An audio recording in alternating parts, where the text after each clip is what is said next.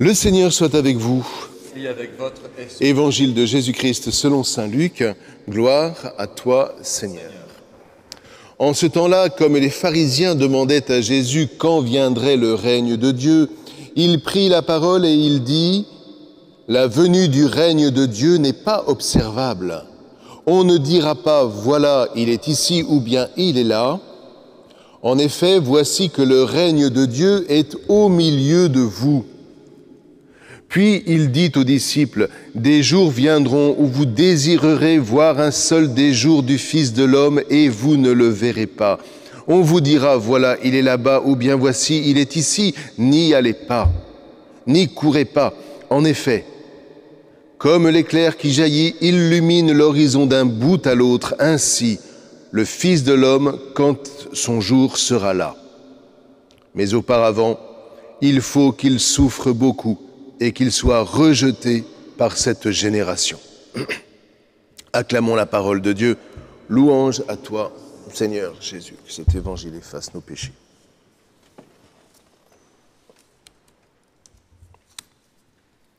Alors, quel est le lien entre la lettre de saint Paul à Philémon et cette invitation de Jésus?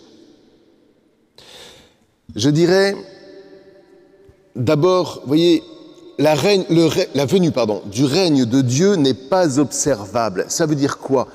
Ça veut dire que la venue du règne de Dieu n'est pas extérieure à nous.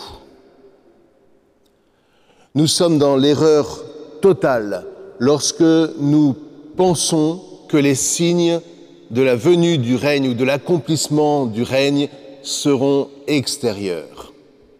Car, comme le dit Jésus, le règne est déjà là et il est au milieu de vous. En grec, c'est au milieu de vous, mais c'est en vous. Il est en vous. Le règne de Dieu est en nous. Par le baptême, n'oublions jamais que Dieu a établi sa demeure. Et la demeure, en termes bibliques, c'est le temple. Ce n'est pas simplement une petite maison de vacances que le Seigneur visiterait de temps à autre. C'est vraiment le temple saint. Or, les derniers temps sont déjà parmi nous parce que, précisément, tout ce qui a été préparé par la Torah de Moïse se trouve accompli grâce au baptême que Jésus a inauguré et qui fait que Dieu demeure en nous. Voilà les derniers temps. Et voilà ce qui met la joie au cœur de Paul, car ce fameux Philémon est habité par le royaume. En lui, le règne de Dieu est déjà lumineux. Par quoi? Par la charité. Et qu'est-ce que la charité? La charité, c'est l'amour qui se donne. La charité, c'est l'amour qui se donne. C'est l'amour qui donne la vie. C'est le don de soi par-dessus tout. Et donc nous sommes complètement dans la dynamique de Saint Josaphat.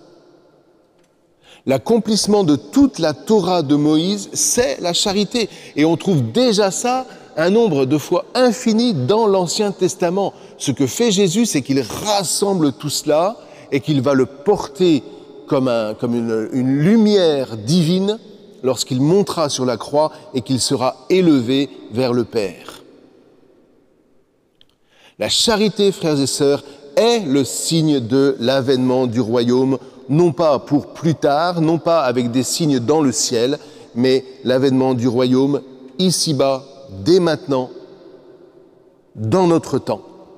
Voici 2000 ans que le règne de Dieu s'est ouvert aux nations.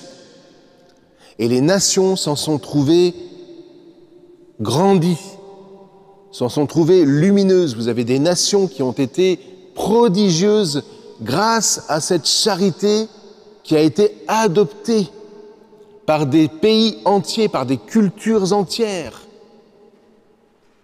Et c'est encore le cas, notamment au Moyen-Orient.